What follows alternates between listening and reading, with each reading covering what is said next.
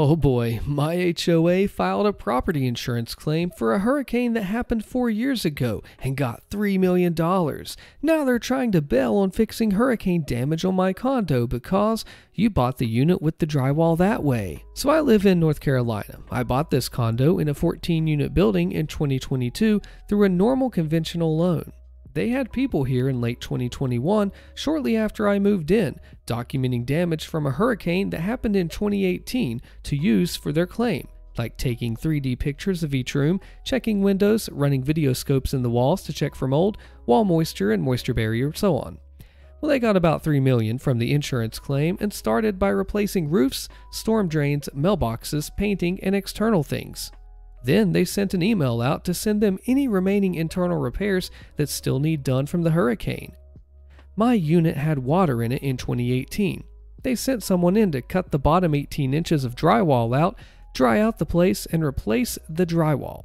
Whoever they had to do it just free-handed the corners with no bead and did a terrible sloppy putty job so that you can see the seam on every wall and the corners look like Play-Doh. I submitted this for repair. They sent a guy to quote the job, and then they sent the HOA board members in to look at the unit.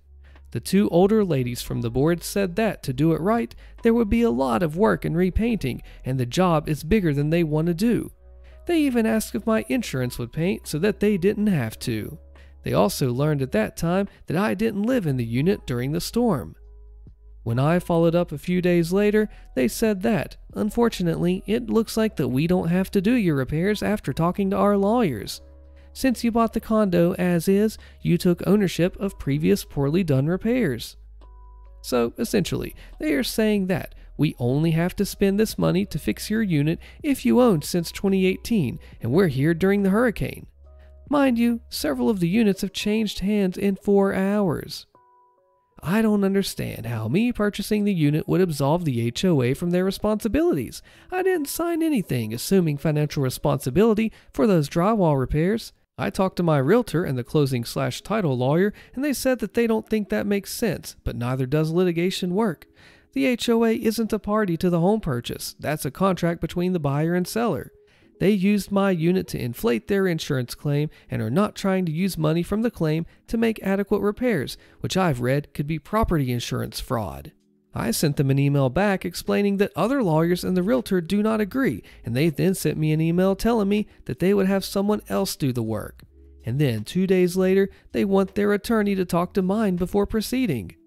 I don't really want to incur lawyer fees because they don't want to do the right thing and they want to pocket the money, but I would love to have the drywall fixed. Is what they're doing wrong here? Am I wrong that the repairs should be done if they claim the damage to get some money? Do you agree with this? So if they had it fixed but it was done poorly, it sounds like an issue between the HOA and the contractor, and that OP could go after the contractor. OP says that the contractor was fly-by-night, it seems. I asked them the same thing about having them do it the right way, and they said it could have even been volunteers. I mentioned the drywall to the seller, but it was not a condition of the purchase, as it was the HOA's responsibility and not the seller's. There was no paperwork for the HOA. I just got a letter that I had dues and needed to create an account online. What would you do? Is the HOA being shady, or how would you handle it?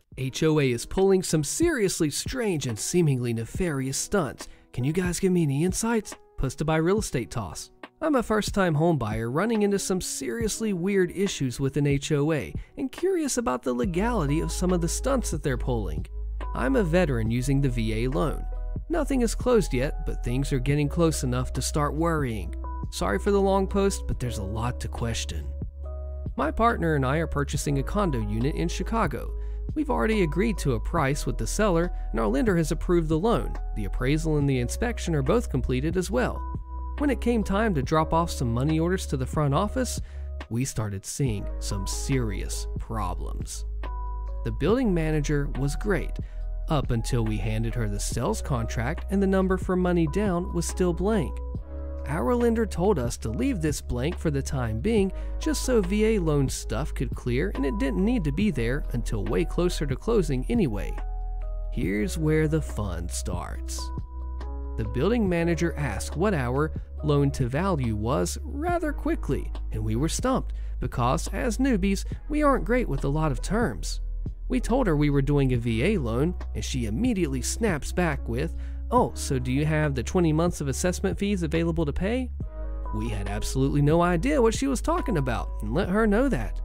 She prints off page 22 and 23 of their 40-page HOA rulebook and shows us a clause buried in there where if you put down 0%, you owe 20 months of assessment fees.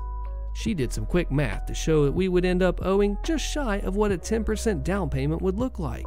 She also included 2 parking spots and cable and internet. The parking spots are on a wait list, and we were like 8 spots down, so she pulled those numbers right out of thin air. And the cable and internet, it's already on the assessment fee, and she listed it again. So I'm feeling like it's pretty obvious that she's trying to just scare us off. It doesn't end there. She's also requesting that we each file a credit report through a company that they use. Again, after we've already been through this with our lender and bank and received credit scores from Equifax, Experian, and TransUnion. I asked if they could just get this from our lender since it's, well, already been done, and I was given a stern no, that it has to be through this specific company. They gave us a number, an extension, and asked for this name.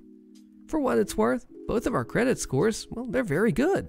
Certainly more than sufficient for this place. They've also requested that the next HOA board meeting they have, that we meet them remotely so they can basically interview us, and it sounds like they're going to approve us moving in. The 20 months of assessment payments were provided in the HOA rulebook that they gave us, but we didn't receive it at the beginning when we were discussing with the seller. It was also buried in an email with a total of 63 PDFs, only one of which was the rulebook. Everything else was just cover pages, meeting minutes, small potatoes, and nothing pages. No one except the HOA was aware of this 20-month assessment fee. Not us, not our realtor, our lawyer, lender, the seller's broker, the seller's lawyer. Nobody had a clue until we told them the building manager hit us with it, and everyone's arguing that this fee should have been front and center. Also, none of us, seller's side included, have ever heard of such a clause, and we're all in agreement that it sounds absolutely insane. Our lender told us to just basically tell them to kick rocks on having our credit hit again for their report, as this is a pretty bad thing to do during a major purchase. If they want credit scores, they can get them from him, if he even deems it necessary. Our realtor suspects that voting in people in the building sounds like something that a co-op does and doubts this is even legal. Our lawyer is looking into how they got around this being a form of discrimination. So I'm wondering, has anyone seen anything like this? How can we even hack this apart? Is this stuff even legal? Even if we beat these fees, what are the odds that the HOA just messes with us the entire time we're there? It isn't too late to back out and cut our losses, but it's getting way too close to let it go. These comments are perfect. Imagine if you bought this place and then needed to sell it in a tight market. Would you want these people scaring away your potential buyers? If I was a condo owner, I'd be ticked. Honestly, if you can walk away from this BS, you should. They are letting you know up front that they are going to be difficult at best to deal with, and there's no parking. Walk away. Is OP screwed? $0 in HOA reserves. Posted by Smoke Ride and get paid. Question: how screwed are we? The backstory: we purchased our townhome in our hometown in California in April 2022 when it was an insane market. By the time we received the HOA disclosures, we had been well underway with the escrow. We reviewed the financial stuff and saw that they only had $27,000 in reserves budgeted for the fiscal year ending 6/30/22. We really liked the place, and this was our 20th offer, so we decided to continue with escrow since we were already so deep in, and like I said before, the market was just nuts. I've tried to be involved and informed from the start. There has been a total of 2 board meetings since we've been here in April 2022. The first one I attended was a super awkward 5 to 10 minute Zoom call cut short due to drama between the HOA board and the old property management company. The other meeting I stupidly did not attend because I misunderstood the meeting notice and thought it was for the board only. I'm still learning the ins and outs of the HOA. Anyway, so long story short, I just found out that we have nothing in reserves. From property management, they said, see attached income statement for the month of February. You will see that the association has no money. I don't know where the membership would expect the association to get money to make repairs, like roof replacement, drywall, decks, and so on, that so many units needed due to the crazy rain we just had. A fully funded reserve for an association of your size with the components that are the association's responsibility is approximately $350,000, and at the very least, you should have over $100,000. As of this email, after paying for the mini deck repairs that were done in the complex due to the rain, the association has $203.93 in the reserve account, with $14,735 in pending bills to be paid for roof repairs. The balance of the operating account, which is where the monthly assessments are deposited and the monthly bills are paid, currently has a balance of $3,740.98. If we have no money, how long is it going to take us to build a reserve of $100 to $350 grand? Decades, right? Gosh.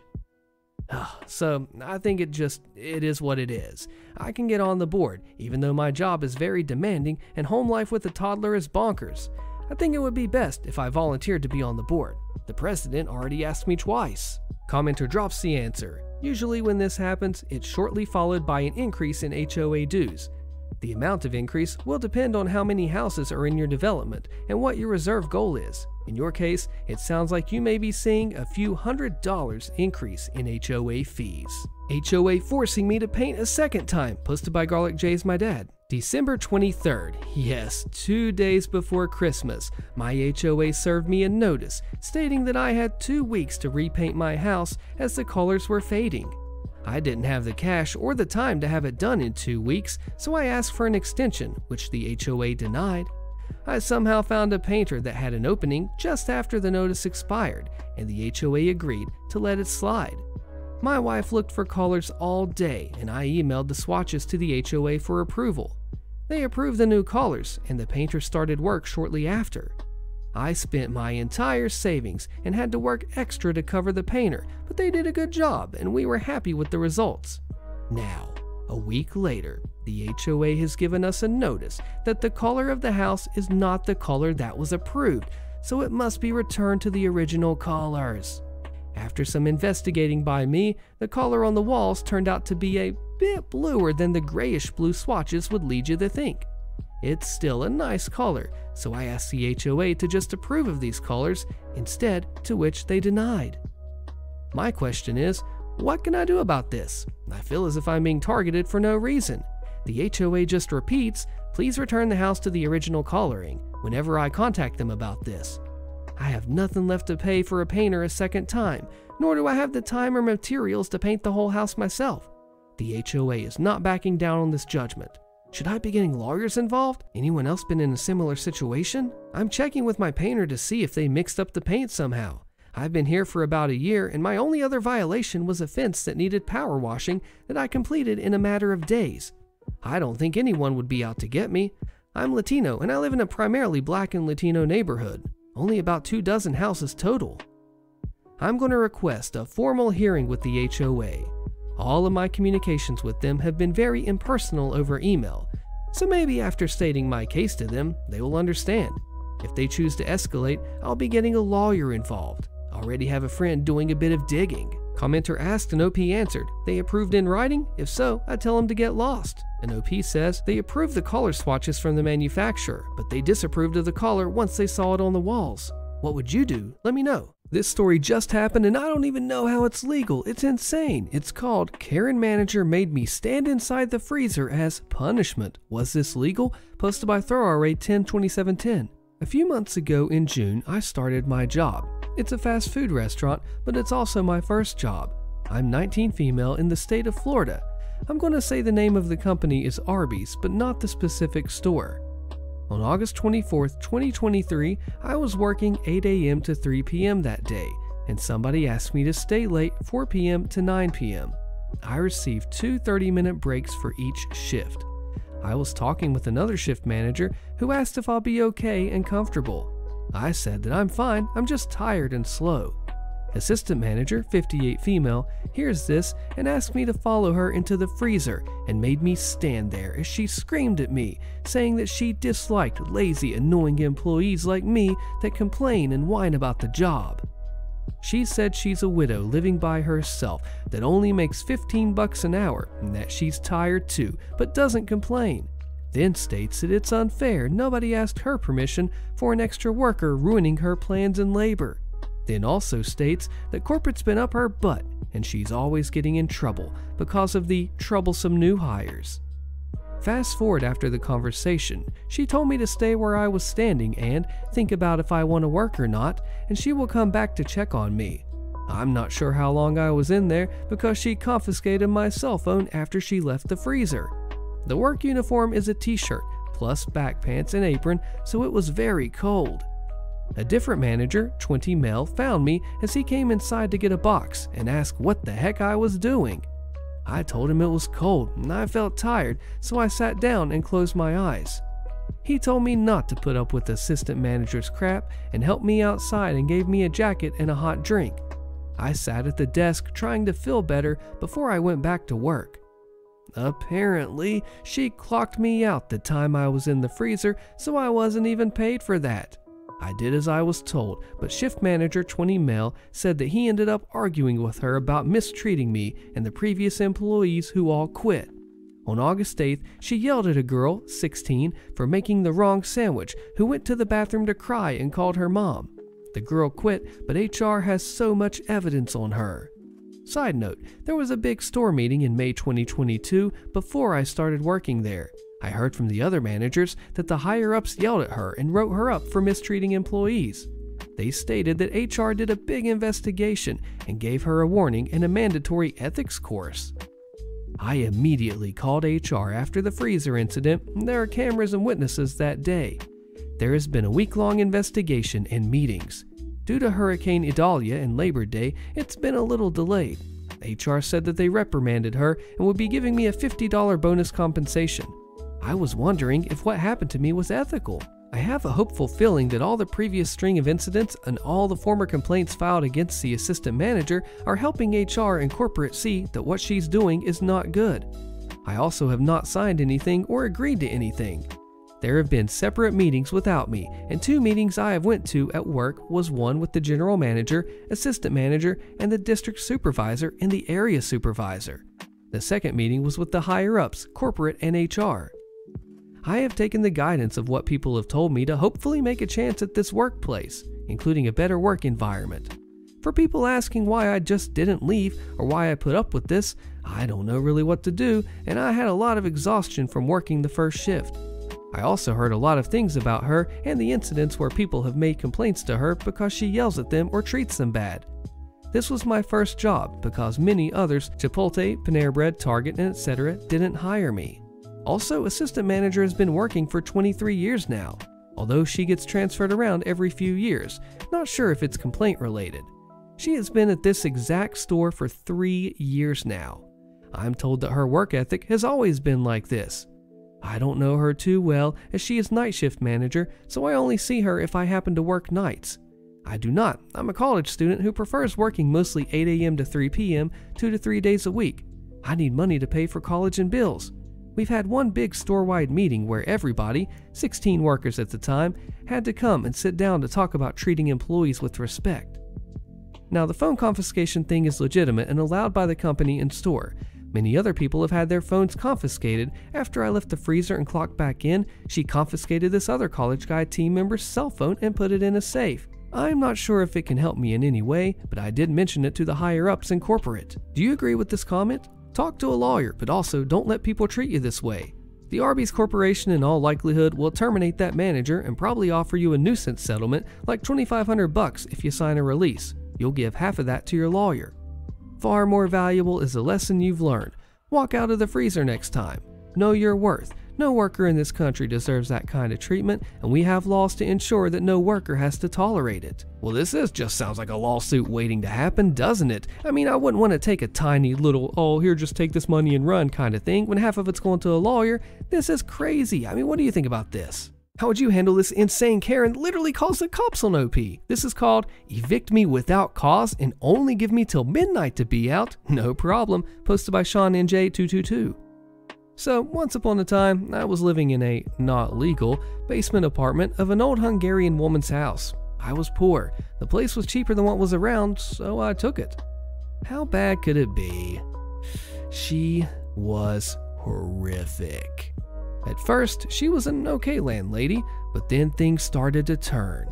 First, I noticed that things were off when I got home from work. Ever get that feeling that someone was in your room? Yeah, that. So I asked her if she'd been in there, and she denied it. Then I set up a camera, and I caught her on camera. I asked her again, and she denied it, saying that she's never gone into my apartment without telling me. And then I showed her the video, and she got mad at me. I work nights. One time, she came in during the daytime, and I was there, in bed, naked under the sheets. So I woke up when she came in and asked if I could help her, and she said no and left. After that, she would call me lazy boy when she saw me, assuming I didn't work since it was at night. Things kept getting worse. She'd sometimes shut off the water when she thought I was using too much, or when I refused to share my Wi-Fi password with her other tenant. Finally, one night I had some friends over for a birthday. There were 6 of us total, and it was around 11 p.m., and trust me when I say, we were not being loud at all. Literally, just hanging around the coffee table eating cheesecake, talking and laughing. She came into my apartment, started yelling that I was having a loud party with too many people in the middle of the night. She actually came and grabbed my shirt, telling me everyone had to leave. Oh heck no, that was it. So I pushed her off of me and the police were called. That Monday, she left a really poorly written eviction notice on my door. Seriously, handwritten, telling me to be out by Saturday by midnight. Here's the malicious compliance. By 11:59 p.m. that Saturday, I had all my stuff in the U-Haul. My friends and I were just working on bagging up the trash and the other stuff for the dump when she came in and yelled at me that it was past midnight. No problem. I got up and I left, leaving a huge pile of junk in the bedroom and the storage room, easily 2 pickup trucks worth of crap that I wasn't taking. She actually called my father, who was my emergency contact on my application, to tell me that it cost her $400 to haul it all away and that I owed her money. He blocked the number. An update. She was showing the apartment when I was still living there. She didn't tell me. So when she let 2 strangers in the daytime, waking me up again, I stood up, fully naked, full staffed, and said that I wouldn't rent from her if it were the last apartment in town. The couple quickly left. This Karen gets exposed in front of the whole neighborhood. She's actually an HOA president too. This one's posted by Odin Chapeau. Let's see how. So this story takes place a few days ago. I live in an apartment and I was cleaning the cave with my father. There, I found a big box with all of my old toy cars. All of them look pristine, and there are some that honestly look very good. So I say to myself, hey, those toys seem to work. Maybe I can give them to the kids that live nearby. So I take the box upstairs and I put a message saying that I am giving them away. After maybe 2 minutes, I have an answer from a mom that we are going to name Karen B. She says that she's interested and that if I want, I can get them to her or she will send her son to pick up the box. In my extreme kindness, I say that I will deliver. Then she gave me her address, saying that her son is at her home. And then I noticed. They are the neighbor next door, and she does have a kid, but they're something like 15 and 23. That's when I understood that she doesn't want the box for her kids, but to sell them. Now I face a dilemma. I can give her the box and let her win, or don't, and she's going to be a pain in the butt later. She's the president of an HOA, and I have no choice, so I choose the first option, give the box to her son, ask why he wanted it, and apparently it's for a collection. And I come home fuming a bit and feeling defeated. And then I saw a post on the Convo from a lady that I know and that says that her church is looking for toys for children in need. So I wrote, sorry, the Karen family took the whole box for her kids' collection, but I'm really sure that she can give a few to such a good association. Karen then posted a really salty message saying that of course she will and blah blah blah. But her pettiness and BS excuses were showed to the public, so I feel much better about the whole case. The HOA demands that I follow their rules, but I'm not even in the HOA. Click the video on your screen so you don't miss the fallout of this one, and I will see you there.